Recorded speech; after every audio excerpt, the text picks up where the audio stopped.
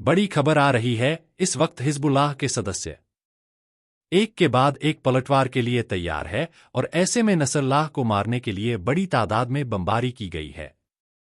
राजधानी बेरूत से ये बड़ी खबर आ रही है कि सदस्य अपने पूर्व नेता हसन नसरुल्लाह के लिए मातम मनाने के लिए उस जगह पर इकट्ठे हुए जहां इसराइल ने बमबारी की है। बताया जा रहा है कि 48 टन बम बरसाया गया। लेबनान की सरकार के मुताबिक पिछले 2 हफ्तों में इजरायल के हमलों में 1030 लोग मारे जा चुके हैं और सिर्फ हसन नसरुल्लाह को मारने के लिए इजरायल ने 48 टन बम गिराए हैं। हसन नसरुल्लाह को मारने का फॉर्मूला भी बहुत ज्यादा खतरनाक साबित हुआ है। नेतन्याहू और उनकी सेना ने ये फॉर्मूला आखिर क्यों अपनाया, ये देखकर पूरी दुनिया इस वक्त हैरत में पड़ी हुई है। बेरू पे हुए इस धमाके ने पूरे वार जोन की तस्वीर बदल दी है। इस धमाके में इतना बारूद था कि लेबनान ही नहीं बल्कि पूरी दुनिया हिल गई। ईरान में अपनी इस धमाके की शोकवे महसूस की जा रही है, जो इसराइल का बम ही ऐसा था जिसने हिजबुल्लाह के ऐसे टुकड़े कर दिए हैं कि जिन टूटाना भी मुश्किल हो चुका है। 1:56 हिजबुल्लाह के महासचिव हसन नसरुल्लाह पर हमले के लिए 3 बंकर बस्टर बम इस्तेमाल किए गए हैं। ये है इजराइल का फॉर्मूला PPP यानी बंकर बस्टर बम। नेतन्याहू ने हसन नसरुल्लाह के खिलाफ इसी BBB फॉर्मूला का इस्तेमाल किया है।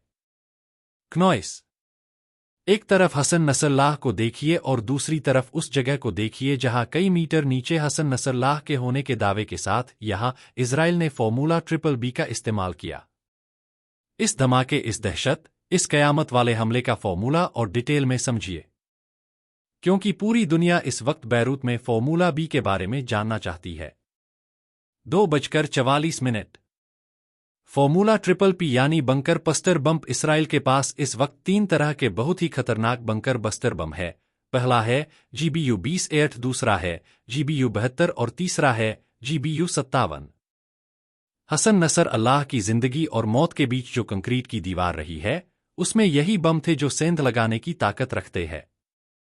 ये तीनों ऐसे बम हैं जो बंकर को भेद कर फटते हैं। ये गहराई में छिपे दुश्मन को मार डालते हैं। ये पाताल तक पहुंचकर ऐसा ब्लास्ट करते हैं कि टारगेट के बचने की उम्मीद पूरी तरह खत्म हो जाती है। इसी भरोसे के साथ नेतन्याहू ने फॉर्मूला BBB यानी बैरूत में बंकर बस्टर पंप का इस्तेमाल किया है। तो बहुत में दिनवत इसराइल अपोलोजो सगा खुशबोन। I can tell you United States had no knowledge of or participation in the IDF action. 3:51 And here there is a growing concerns in the international community from Western country, from our of countries from the global south, that we need to establish a Palestinian authority, Batnian government state and the Philistini state है to be recognized.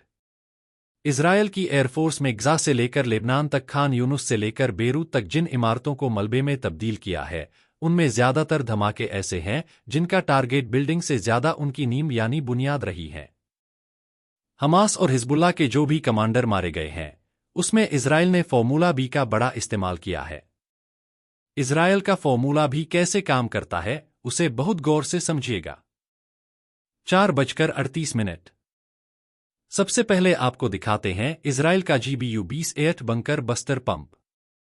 ये ऐसा बम है जो 6 metre मोटी concrete की परख को पार कर सकता है और उसके बाद धमाका करता है। ये सुनकर कोई भी दुश्मन और गहरी सुरंग बनाना चाहेगा। अगर ये बम फेल हुआ तो उसका भी तोड़ हाजिर है, क्योंकि उसके अलावा एक और बम है। इसका नाम है GBU-72, जो 30 मीटर मोटी कंक्रीट को भेज सकता है और उसके बाद इस बम का ब्लास्ट होता है। किसी भी दुश्मन की रूह कांप जाएगी। दावा किया जा रहा है कि इजराइल ने हसन नसरुल्लाह के खिलाफ GBU-72 बम का ही इस्तेमाल किया है और उसकी स्ट्राइक 100% कामयाब भी हुई है। GPU-72250 किलो का बम है और इसराइल ने हमास के खिलाफ इस बम को में कई बार इस्तेमाल किया है। अगर ये नाकाम साबित भी हुआ तो उसका जवाब भी इजराइल के पास है, क्योंकि उसका तीसरा बम सबसे ज्यादा खतरनाक है और इससे कोई भी नहीं बच पाएगा। ये बम इसकी पूरी गारंटी देता है। ये बम है GPU-57। ये सबसे खतरनाक बम है जो 60 मीटर की सतह को भेदने के बाद तबाही बचाता है, यानी जमीन के 60 मीटर गहराई में छिपना भी मोक्ष से नहीं बचा पाएगा। 6:01। ये बम जिस गहराई में जाकर फटते हैं वहां कुछ भी नहीं बचता। मिसाल के तौर पर जब 30 मीटर की गहराई में किसी सुरंग में 1000 किलो विस्फोट फटेगा, ये अंदाजा तो लगाया जा सकता है कि ये कैसे पूरा अंडरग्राउंड बंकर या सुरंग एक बार में ढह जाएगी और वहां छुपा दुश्मन कितना भी सुरक्षित महसूस क्यों ना करें, वो मारा जाएगा। इजरायल ने शुरू से हमास की सुरंगों को भी तबाह करने में ऐसे ही बंकर बस्टर बम का इस्तेमाल किया है। इजरायल का बड़ा हथियार साबित हुआ है। बेफिकुदत से फोन को होटल में 1 साल से पूरा पश्चिम एशिया जिस बड़े युद्ध की चौखट पर बैठा हुआ है। 6:52 के बाद बेरूत में हुए इस हमले को लेकर पक्का होता हुआ नजर आ रहा है। गाजा पट्टी के बाद लेबनान भी इसराइल की बमबारी में खंडर बनता जा रहा है। हिजबुल्लाह के कमांडर हसन नसरल्लाह को कैसे टारगेट किया गया, इसे समझने के लिए नसर अल्लाह की लोकेशन समझिए। हिजबुल्लाह का हेडक्वार्टर लेबनान की राजधानी में है। बेरूत में दाहिया नाम का इलाका है जो हिजबुल्लाह का सबसे मजबूत गढ़ माना जाता है। यहां पर करीब 150 फीट गहरा बंकर है और यही 2006 से हिजबुल्लाह चीफ हसन नसरुल्लाह का घर रहा है। हसन नसर अल्लाह को 2016 के बाद से ही खुले आसमान के नीचे नहीं देखा गया है, यानी पिछले 8 साल से नसरुल्लाह बंकर में ही रहा है। आखिरी बार 2016 में हसन नसरुल्लाह को पब्लिक के बीच देखा गया था। अब तक हसन नसरुल्लाह का पब्लिक के बीच आना अचानक हुआ। कहते हैं कि इसके बारे में उनकी सुरक्षा गर्मियों को भी आखिरी पलों में बताया जाता है।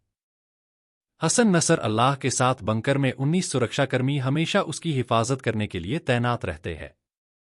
असर नसर अल्लाह के बंकर का दरवाजा कहां से भूनता है, किन गलियों से बंकर का रास्ता है, इसके बारे में हिजबुल्लाह की चुनिंदा लोगों को ही जानकारी रही है और वो हिजबुल्लाह के सबसे खास लोग माने जाते हैं। ऊपर इजराइल के ड्रोन और विमान जरूर मंडराते हैं, लेकिन जमीन के नीचे बैठे नसर अल्लाह के बारे में उनको भनक तक नहीं लगती थी। यही वजह है कि असर नसरुल्लाह पिछले 8 सालों से अपने बंकर में ही रहा, लेकिन इस बार नेतन्याहू ने हिजबुल्लाह के महासचिव की मौत की गारंटी मांगी थी।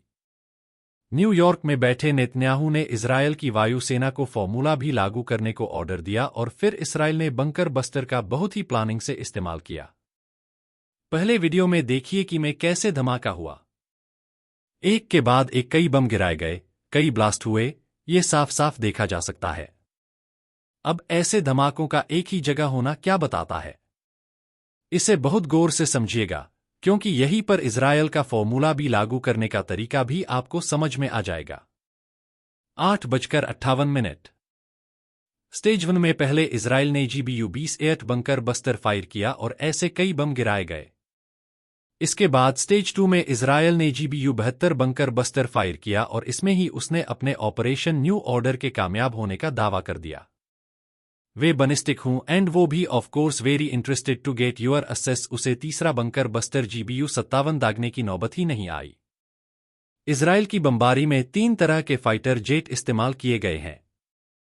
F-16 से लेकर F-15 और F-35 पर बंकर बस्टर बम लोड किए जाते हैं और फिर उनसे बेरूत और दक्षिणी लेबनान में बमबारी की जाती है।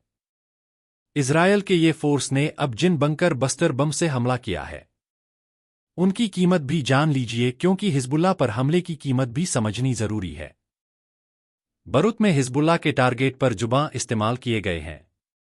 उनकी कीमत 10 करोड़ रुपए से लेकर 30 करोड़ रुपए तक होती है। ऐसे बम को उन्हीं टारगेट पर इस्तेमाल किया जाता है जहां दुश्मन की मौत की 100% गारंटी होती है। इसीलिए नेतन्याहू ने फॉर्मूला बी का इस्तेमाल किया है और हिजबुल्लाह चीफ नसर अल्लाह को खत्म करने का दावा कर दिया। हमास के सुरंग नेटवर्क को तो इजराइल भेजने में 30% ही कामयाब रहा है, लेकिन लेबनान में उसने रिहायशी इमारतों को टारगेट बनाने में कोई कमी नहीं की। अब सबकी नजर बेरूत पर भी है और तेहरान पर भी है। कौन सा सिग्नल आएगा और फिर क्या वो सिग्नल युद्ध भड़काएगा या फिर इस धमाके के बाद हिजबुल्लाह खामोश बैठ जाएगा?